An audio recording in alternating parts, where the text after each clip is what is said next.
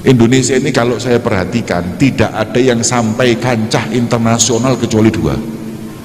Pertama bulu tangkis, yang kedua ulama. Dulu Mekah, Ka'bah itu, Mekah itu ulamanya penuh dengan orang Indonesia. Ulama Indonesia dulu tuh mulai dari Syekh Yasin Al-Fadani, wong Padang, Al-Fadani ku Padang. Gelarnya Musnidul Alam, yang pegang sanad hadis seluruh dunia. Belum lagi Yai Ihsan Jampes Kediri. Belum ada orang yang ngarang kitab sebaik beliau mensarahkan kitabnya Minhajul Abidin milik Imam Al-Ghazali. Belum lagi Asy-Syaikh At-Tirmizi yang ngarang kitab Mauhibah Dzil Fadl, syarahnya kitab Minhajul Qawim, kitab aslinya Muqaddimah Hadramiyah, disyarahkan Ibn Hajar Al-Haytami. Setelah saya tarik, Garore Termas Pacitan, Masya Allah, dan kitabnya mumpuni. Belum lagi Yai Nawawi Al-Jawi Al-Banteni, orang Banten ya, ngarang kitab berpuluh-puluh kitab. Orang Indonesia bukunya bisa jadi rujukan di sana. Hebat loh orang Indonesia ini. Dan saya bersyukur tinggal di Indonesia, pondok pesantren berjamur tanpa ada masalah dan kendala. Pondok-pondok pesantren ini dibangun nggak ada masalah. Coba di Malaysia bikin pesantren ruwet hadirin. Coba di Brunei ruwet hadirin, di Singapura lebih lagi. Kita di Indonesia bikin pondok pesantren kadang-kadang pemerintah gak di IMB gak apa-apa sebelangkat wis. Alhamdulillahil malikil muta'al al-munazzahi 'anil syuraka'i wal amthal alladhi bayyana li'ibadihi al-harama wal halal. Asyhadu an la ilaha illallah wahdahu la syarika lah syahadatan tuslihul qalba wal lisan min fasadil af'al.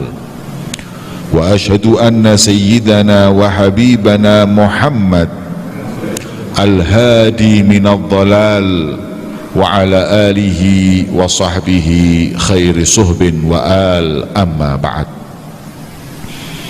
Subhanaka la ilma lana illa ma 'allamtana innaka antal alimul hakim. Rabbi shrah li sadri wa yassir li amri wahlul 'uqdatam min lisani yafqahu qawli. Amin ya rabbal alamin. Saya beberapa saat yang lalu hadirin punya teman, bukan teman, umurnya sudah tua, tapi dia membangun villa besar sak masjid ini. Vilanya mungkin kayak masjid ini. Begitu villa itu jadi pembukaan tanggal sekian, belum pembukaan sedo meninggal dunia. Lola mana coba nggawe masjid. Terus dia Pak Nungus nggak larang-larang ditinggal. Lah kalau itu dibuat masjid, kalau itu dibentukkan bangunan, kan dia masih di kuburan, pahalanya terus ngalir. Makanya kadang-kadang orang kaya ini lalai akan hal ini. Numpuk wailul likulli humazatil lumazah alladzi jama'a malan wa addadah yahsabu anna malahu akhlada. Nyongkone duwe akeh terus iso kekal. Sapa ngomong? Kita ini umat Islam bukan nggak boleh kaya, yang kaya, tapi rupakan, wujudkan kekayaan itu bekal akhirat. Itu bedanya kekayaan kita dengan kekayaan orang-orang kafir yang seakan-akan dibawa mati, dihitung-hitung terus. Kita kerja, orang muslim para nahdliyin ini harus kaya. Ini orang muslim itu harus kaya, kerja, dan jangan instan kalau kaya itu. Kadang-kadang umat Islam ini repot, umroh istiqomah, ngaji istiqomah, Gunung Kawi ya istiqomah. Cara berpikirnya itu masih seperti itu. Ono sing ribut keris, akik, jari soge. Orang paling kaya di dunia ini namanya Bill Gates, kekayaannya 1.700 triliun. Iku lho dikono bakso kelep dinoyo iki. 1.700, saya lihat di Instagram, kalau dia belanja sehari 17 miliar, maka kalau umurnya 200 tahun baru habis uangnya. Ya apa sugih wong iku. Ya. Lah Bill Gates itu ya gak tahu nang Gunung Kawi. ya gak duwe keris, ya gak duwe akik pisan. Gak suka marani wong sing iso gandakno duwe ya gak tahu. Lah kita ini kadang-kadang umat Islam ini pikirannya ke situ, gak realistis. Nek ate soge pikiran yang kita realistis gimana caranya, sambil sholat duha sing istiqomah, maca surat Waqiah sing istiqomah.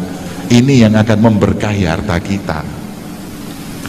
Kita ini enggak, pokoknya kalau ada orang bisa menggandakan uang, bisa semua, ya Allah, gak kiai ini, gak habibe, gak doktore, lewis ketemu wong kono kok iso goblok dadak, aku gak paham. Mana ada orang bisa ngandain uang itu, mana ada. Ingin ngomong jujur aja. Mana ada uang bisa digandain? Kalau ada dia itu bisa gandakan uang, duduk duitmu sing digandakno ya duit dhewe. Kan gitu ah. Kalau saya Habib Jamal bisa gandakan uang, sampean datang saya kasih uang saya mau habis saya gandakan lagi, gitu. Masa uangnya orang digandakan? Ya nggak mungkin, hadirin. Yang realistis berpikir itu. Walaupun jujur saya pribadi ya pernah mau ke sana dulu, hadirin. Tapi saya waktu itu enggak mau gandakan uang, saya mau gandakan istri saya waktu itu. BE sudah di loro telu lah lumayan nah. Lek rabi mana itu risikonya terlalu gede. Nih, hadirin. Jadi seperti itu, kita umat Islam yang kaya terus sodako, Unisma, pondok pesantren, bantu yang banyak, wah rezekinya lancar. Ini masya Allah, seperti itulah yang nanti menjadi bekas hidupnya di dunia, sodako jariyah. Yang pertama. Yang kedua, wa ilmin yuntafa'u bih, ilmu yang manfaat. Niki para ulama, kitab-kitabnya, madrasahnya, masya Allah, kayak Al-Azhar Mesir itu sudah 1000 tahun manfaatnya. Insya Allah nanti menyusul Unisma Malang, menyusul pondok-pondok pesantren para kiai, itu semuanya menjadi ilmu yang manfaat. Ini ditujukan ke para ulama.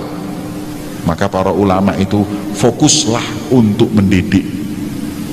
Apalagi negeri kita Indonesia ini, waduh rek, kono jok ngomong ulama be wong Indonesia. Indonesia ini kalau saya perhatikan tidak ada yang sampai kancah internasional kecuali 2. Pertama bulu tangkis, itu biyen boleh saiki berangkat diolekno hari ini. Yang kedua ulama. Dulu Mekah, Ka'bah itu, Mekah itu ulamanya penuh dengan orang Indonesia. No, jangan ngeremekno kiai Indonesia. Ulama Indonesia dulu tuh mulai dari Syekh Yasin Al-Fadani, wong Padang. Al-Fadani ku Padang. Gelarnya Musnidul Alam, yang pegang sanad hadis seluruh dunia. Wong sak dunya iki lek takon hadis minta sanadnya kepada beliau. Termasuk Sayyid Muhammad bin Alwi Al-Maliki ngambil hadis dari beliau, termasuk guru saya Habib Umar ngambil hadis dari beliau. Wong Indonesia, wong Padang, tapi sudah tinggal di Mekah, mukim di sana. Belum lagi Yai Ihsan Jampes, Kediri. Belum ada orang yang ngarang kitab sebaik beliau mensarahkan kitabnya Minhajul Abidin milik Imam Al-Ghazali. Sampai kitab itu pernah dilombakan di Al-Azhar dan kitab itu menang. Kau cukup sing liyane gak usah nyarahno, cukup iki Kiai Ihsan. Iki wong Kediri hadirin. Loh, sampai kancah internasional loh. Azhar angkat tangan dari Al-Habib Muhammad Al-Habib Abdullah bin Abdul Qadir bin Ahmad bil Fiqih Darul Hadis, profesor doktornya ngambil dari Mesir dan beliau belum pernah ke Mesir. Tesisnya ditulis disampaikan orang Indonesia, gak percaya. Apal ratusan ribu hadis orang Indonesia. Belum lagi Asy-Syaikh At-Tirmizi yang ngarang kitab Mauhibah Dzil Fadl, syarahnya kitab Minhajul Qawim, kitab aslinya Muqaddimah Hadramiyah, disyarahkan Ibn Hajar Al-Haytami namanya Minhajul Qawim, dihasiahkan 4 mujallad namanya Mauhibah Dzil Fadl. Yang ngarang dulu zaman saya ngaji di Hadramut, kata guru saya ketika beliau nyebut namanya Hasyiah Tirmizi, saya tanya Tirmizi itu di mana, saya nggak tahu. Kata beliau saya juga nggak tahu, mungkin di Bukhara sana loh, tempatnya Imam Bukhari, dikira orang dari Rusia. Setelah saya tarik, garone termas Pacitan. Masya Allah, dan kitabnya mumpuni.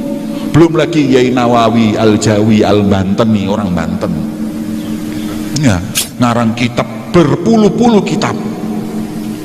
Masya Allah, ini ulama Indonesia itu dulu sampai di sana, ilmunya manfaat sampai sekarang. Dalam di Hadramut itu ulama fikihnya wis gak ono kowe ulama Hadramut. Kalau saya lihat fikih Hadramut nggak ada duanya. Memang hadisnya Nabi al-fiqhul yamani. Orang itu kalau ngajar kitab Minhajul Tolibin itu gak nggak kitab. Hadirin, guru saya Salim bin Ahmad itu kalau ngajar aib buat dia pakai kitab, ngajar Minhaj gak ada kitab. Hadirin, aku nggak kitab keliru terus. Iki gak ada kitab, saking pinternya ngajar di Azhar. Beliau ngambil S2 di Azhar, diperintahkan oleh Syekh Al-Azhar untuk ngajar di fikih, saking pinternya. Orang Indonesia bukunya bisa jadi rujukan di sana. Kasyifatus saja sarahnya kitab Safinatun Najah. Hebat loh wong Indonesia ini. Itu mereka memang ulama waktu itu memang betul-betul sibuk ngurusin ilmu dan pondok pesantren. Lah sekarang sudah gaungnya mulai redam. Karena maaf, sebagian orang-orang kita ini ribut ngurusi politik tok ae gak mari-mari. Pilkada, PLKB. Wis terus untuk sediluk wali kota, gubernur mikiriku terus. Akhirnya dia nggak fokus ke pondok pesantrennya, nggak fokus ilmunya, menurun. Coba fokus semua seperti dulu. Waduh, hebat hadirin. Dan saya bersyukur tinggal di Indonesia, pondok pesantren berjamur tanpa ada masalah dan kendala. Pondok-pondok pesantren ini dibangun nggak ada masalah. Coba di Malaysia bikin pesantren ruwet hadirin. Coba di Brunei ruwet hadirin, di Singapura lebih lagi. Kita di Indonesia bikin pondok pesantren kadang-kadang pemerintah gak ada IMB gak apa-apa, belangkat wis pondok di Jarno. Kan alhamdulillah syukur sama Allah. Nih, cuman kadang-kadang kita diracuni terus, dinamimai terus untuk suudzon, untuk ini macam-macam ini. Kita syukur sama Allah. Sampai guru saya Habib Salim saat ini mengatakan, kalian beruntung tinggal di Indonesia, pondok gampang dibangun. Mumpung seperti ini, perbanyak pondok pesantren, bangun sebanyak-banyaknya universitas dan lain-lain, khususnya yang berbasis ahlus sunnah wal jamaah. Ilmunya manfaat. Nih, makanya itu kita ini harus punya ilmu dan manfaat. Terakhir kata Rasul SAW, wa waladin soleh yat'ulah. Nek wis gak duwe-duwe kayak sodako, gak duwe ilmu ngajari, minimal duwe anak. Lek kon wis gak duwe gak duwe ilmu, gak duwe bojo, maneh mati yo ae wis. Nasibmu. Iki para jomblo-jomblo iki ndang ora rabi kok. Cepet nikah. Kalau nikah, nah waladin. Nabi mengatakan wa waladin soleh, bukan waladin aja. Kalau waladin aja gampang. Waladin soleh, soleh itu artinya dari kalimat soluha, artinya baik. Lah baik itu gimana? Disekolahkan di sekolah yang baik.